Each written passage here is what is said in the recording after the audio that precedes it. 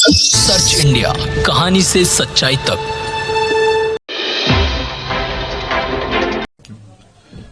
जनपद संभल में सितंबर 2024 से एक बिजली चोरी रोकने के लिए और बिजली का इंफ्रास्ट्रक्चर मजबूत करने के लिए बिजली विभाग, पुलिस और प्रशासन का एक समन्वित अभियान चलाया गया था। वो अभियान इसलिए चलाया गया था क्योंकि उस समय कुछ गांवों में और शहर की कुछ पॉकेट में 90% से लेकर 100% तक लाइन लॉस था। कुछ स्थानों पर 82% था। इसी तरह जो शहर का एवरेज था संभल का, वो 60% लाइन लॉस का था और पूरे जनपद का जो एवरेज था वो 40% से अबव लाइन लॉस का था। इसलिए उस समय एक ज्वाइंट मीटिंग की गई सितंबर में और उसी समय 18 सितंबर से इस अभियान को शुरू किया गया।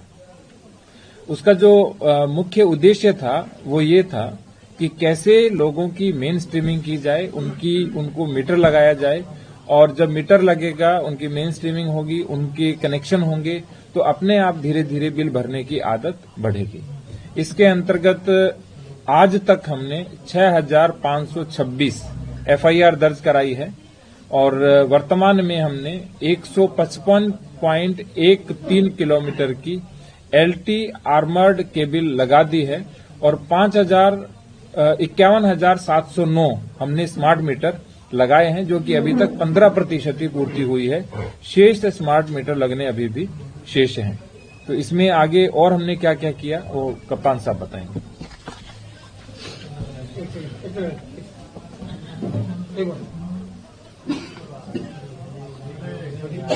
पूर्व में जब ज्वाइंट मीटिंग डीएम साहब के तब तत्कालीन एससी साहब के और मेरे बीच में हुई, तो उस मीटिंग के अंदर ये प्रकाश में आया कि बिजली विभाग के कर्मचारी यहाँ विभिन्न प्रकार के यूनियन है, उनकी वजह से कुछ क्षेत्रों में नहीं जा पा रहे थे, या फिर किसी पर्टिकुलर एक आबादी के दबाव में वहां काफी मात्रा में भीड़ इकट्ठी हो जाती थी, या फिर बिजली विभाग के कर्मचारियों के साथ मारपीट की जाती थी, या फिर उनके खिलाफ को कोर्ट के माध्यम से मुकदमे लिखवाने या छेड़खानी के मुकदमे लिखवाने की तहरीर लेके लोग विभिन्न थानों पर पहुंच जाते थे। इसकी वजह से बजाय कि बिजली विभाग के लोग किसी प्रवर्तन की कार्रवाई करें, उन्हीं के ऊपर कार्रवाई होने का अंदेशा रहता था। इस तरीके का एक माहौल उस समय परिलक्षित हुआ था। उसको रिवर्स करने के लिए, एक कॉन्फिडेंस बिल्डिंग के लिए डीएम साहब के और मेरे द्वारा प्रत्येक दिन पीएसी को साथ में लेके विभिन्न थानों की फोर्स के साथ में ऐसे क्षेत्र जहां पे पूर्व में बिजली विभाग के व्यक्तियों को या तो मारपीट की जाती थी उनके साथ, उन क्षेत्रों में हमारे स्वयं के द्वारा जाया गया। वहां पे बिजली विभाग के द्वारा प्रभावी कार्रवाई की गई, जो कि अभी डीएम साहब के द्वारा बताया गया, और एक अच्छा तालमेल प्रशासन, पुलिस और बिजली विभाग के साथ में एक जो बहुत बड़े मात्रा में जो रेवेन्यू का लॉस था उसको बढ़ाने के लिए किया गया। और आप इस बात को मुझे लगता है रेवेन्यू लॉस को कम करने के लिए, जो प्रॉफिट है जो बिजली विभाग का उसको बढ़ाने के लिए, उसके साथ साथ जो व्यक्ति बिजली चोरी करता है वो व्यक्ति तमाम प्रकार की अन्य भी आपराधिक गतिविधियां हैं उनमें भी संलिप्त होने की उसकी आशंका और ज्यादा बढ़ जाती है, क्योंकि एक अपराध वो कर ही रहा है, उसके साथ साथ अन्य भी अपराध करने की आशंका रहती है।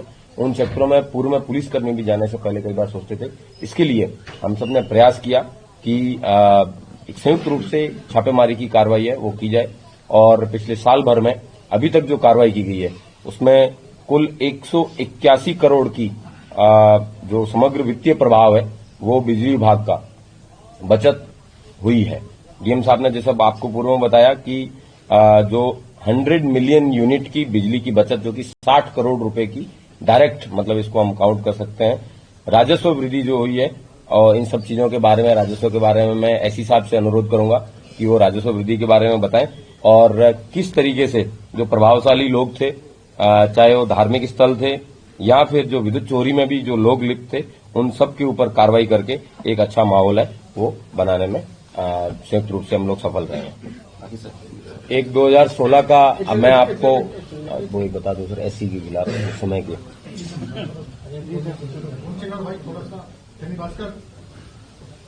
किस तरीके से बिजली कर्मचारियों को परेशान किया गया, उसका एक जीता जागता उदाहरण 2016 के एक ऐसी हैं और एक्शन है, उनके खिलाफ क्योंकि उन्होंने चेकिंग की थी और बिजली काटी थी, उनके खिलाफ तब मुकदमा लिखवाया, कोर्ट के अंदर कंप्लेंट केस डाला। 9 साल हो गए हैं, उनको आज भी अभी तक उनको परेशान किया जा रहा है, उनको पेशी पे आना पड़ता है, उनके खिलाफ 100% फर्जी मुकदमा है, वो अभी तक चलाया जा रहा है।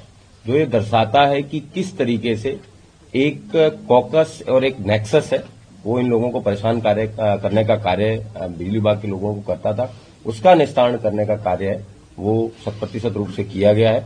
और आपके पास कोई सवाल हो तो उससे पहले मैं डीएम साहब से कंक्लूड करने के लिए अनुरोध करूंगा। जो टोटल लाइन लॉस मैंने बताया कि जो हमारे जनपद का था वो 40% से अधिक था, और आपको जानकर प्रसन्नता होगी कि वो मात्र 27% एवरेज रह गया है, और सिटी का जो 60% था वो 30% से भी कम रह गया है, और ओवरऑल जो हमारा रेवेन्यू है वो 5% बढ़ा है।